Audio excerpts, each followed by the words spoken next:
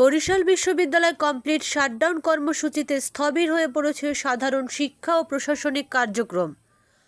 পদোন্নতি নীতিমালা বাস্তবায়ন, শিক্ষক সংকট নিরসন এবং উপাচার্যের অপসারণের এক দফা দাবিতে এই কঠোর আন্দোলনে নেমেছেন বিশ্ববিদ্যালয়ের শিক্ষকরা। আন্দোলনকে গতিশীল করতে এরই মধ্যে প্রশাসনিক গুরুত্বপূর্ণ ৩টি পদ থেকে ৩ জন শিক্ষক পদত্যাগ করেছেন।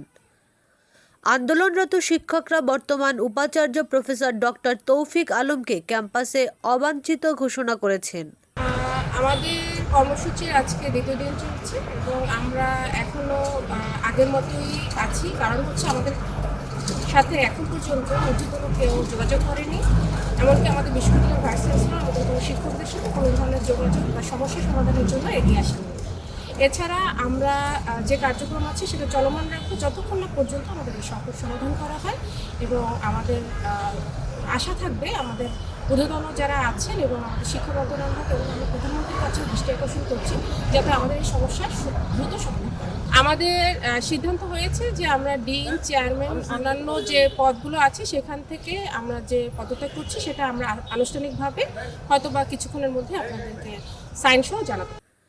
এর আগে গত 21 এপ্রিল থেকে শিক্ষকরা অসহযোগ আন্দোলনের ডাক দিয়েছিলেন। পরবর্তীতে বিভাগীয় কমিশনারের মধ্যস্থতায় আলোচনার উদ্যোগ নেওয়া হলেও তা কোনো ফলপ্রসূ সমাধান আনতে পারেনি। শিক্ষকরা জানান, সহজভাবে যেখানে আমাদের পদোন্নতি হওয়ার কথা সেখানে নানান অজুহাতে পদোন্নতি আটকে রাখছেন। আমরা আমাদের ন্যায্য দাবি আদায় না হওয়া পর্যন্ত আন্দোলন থেকে ফিরব না। শিক্ষকদের আন্দোলনে শিক্ষার্থীরা যেমন ক্ষতিগ্রস্ত হচ্ছেন, তেমনি বিশ্ববিদ্যালয় স্থবির হয়ে পড়েছে। আমাদের আন্দোলন কর্মসূচি যেটা বলছে সেটা আসলে শিক্ষকদের পদোন্নতির যে বিষয় সেটি আসলে একজাক্টলি ওইরকম নয়। আমরা বলেছি বিশ্ববিদ্যালয়ে পদোন্নতি সংক্রান্ত অনেকগুলি সংকট রয়েছে, কিছু নীতিমালা নিয়ে এখানে দ্বিধাদ্বন্দ্ব তৈরি হচ্ছে। সেই জায়গাগুলো, সেই সংকটগুলো দূর করতে হবে। সেই সংকট দূর করার পরে সেই আইন অনুসারে যারা যোগ্য হবে তাদেরকেই পদোন্নতি দিতে হবে। এখানে কিন্তু আমরা বলছি না যে কাউকে এক্সট্রা প্রিফারেন্স দিতে হবে বা দিতে হবে না। ফলে এই পদোন্নতি কেউ কেউ পদোন্নতি চাচ্ছেন, জোর করে দিচ্ছেন, বিষয়টা আসলে এরকম নয়। আমরা চাচ্ছি যে পদোন্নতি হবে একটা সুনির্দিষ্ট নীতিমালার ভিত্তিতে এবং সেই নির্দিষ্ট নীতিমালাটি অবশ্যই বিশ্ববিদ্যালয় কর্তৃক প্রণীত নীতিমালার ভিত্তিতে। শিক্ষার্থীদের ক্লাস পরীক্ষা বর্জন থাকলে শিক্ষার্থীরা সমস্যায় অবশ্যই পড়ে, এটি আমরা নিজেরাও জানি। যেহেতু আমরা শিক্ষক, আমরা শিক্ষার্থীদের ভাষা বুঝতে পারি। কিন্তু এটাও আমাদের বুঝতে হবে যে একজন শিক্ষক যদি সে মানসিকভাবে শান্তিতে না থাকে, অর্থাৎ তার ন্যায্য প্রাপ্যটি যদি সে না পায়, তাহলে তারও একটি ব্যথা রয়েছে। সো একটি ব্যথার জায়গা নিয়ে যদি ক্লাসে কেউ উপস্থিত থাকে, সে কিন্তু তার যতটুকু দেওয়ার কথা সেটা দিতে পারবে না। আমরা আশা করি আমাদের শিক্ষার্থীরা সেটি বুঝতে পারবেন এবং শিক্ষার্থীদের যে ক্ষতি হবে, আমরা কিন্তু বিগত সময়গুলিতেও শিক্ষার্থীদের যে করোনার সময় বা পরবর্তী সময়ে যে ক্ষতিগুলো হয়েছে সেগুলো কিন্তু পুষিয়ে নেওয়ার জন্য আমরা সবসময় আন্তরিক থেকেছি।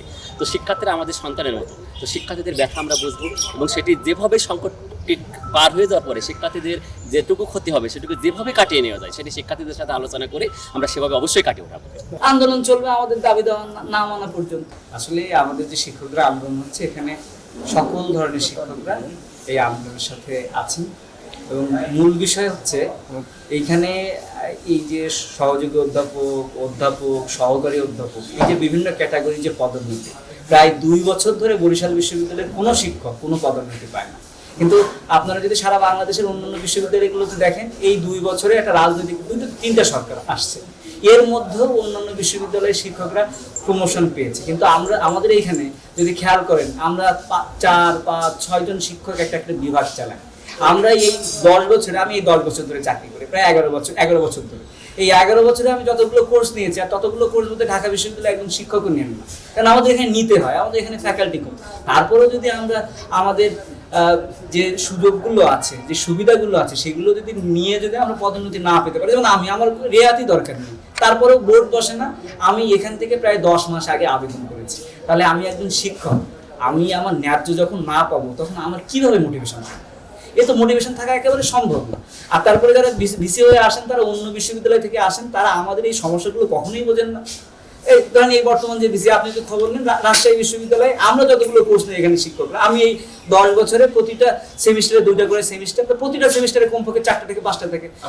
তাহলে আমরা চাচ্ছি যে আমাদের যে বিদ্যমান যে জায়গা আছে, নীতিমালা আছে, তার অধীনে থেকে আমাদেরকে প্রমোশন দেওয়া হোক। আবার অনেকেও আছে তার কোনো রেয়াতি লাগবে না, কোনো ধরনের সুযোগই লাগবে না, সুবিধাই লাগবে না, তারাও প্রমোশন পাচ্ছে। কিন্তু বিষয়গুলো এমন হচ্ছে, এবং আমাদের এখানে যথেষ্ট, আপনারা যদি খবর নেন অন্যান্য জায়গায়, যে আমাদের শিক্ষক অনুযায়ী আমাদের যে পিএইচডির যে সংখ্যক শিক্ষকদের, সে কিন্তু অনেক বেশি। আপনি এই বরিশাল বিশ্ববিদ্যালয়ে বর্তমানে কমপক্ষে 20 থেকে 30 জন শিক্ষক এখন বাইরে যেতে চায়। তারা বাইরে যেতে পারছেন অ্যাসোসিয়েট হয়ে যদি না যেতে পারে বা সহকারী হয়ে যদি না যেতে পারে, তাহলে তো তার প্রমোশন সেই বিদেশ থেকে আসার পরে আবার নেওয়া লাগবে। তাহলে এইভাবে তো আমাদের সবাই একটা সংকটের ভিতরে আছে। আর এই বারবার ভালো লাগে না যে বারবার যে কোনো বিষয় আসলে, কিন্তু তারা বোঝে না, তারা বাইরে থেকে আসে, তারা আমাদের এই সমস্যাগুলো কোনোভাবেই বোঝে না। তারা হচ্ছে কিভাবে আমাদের আটকানো হবে এই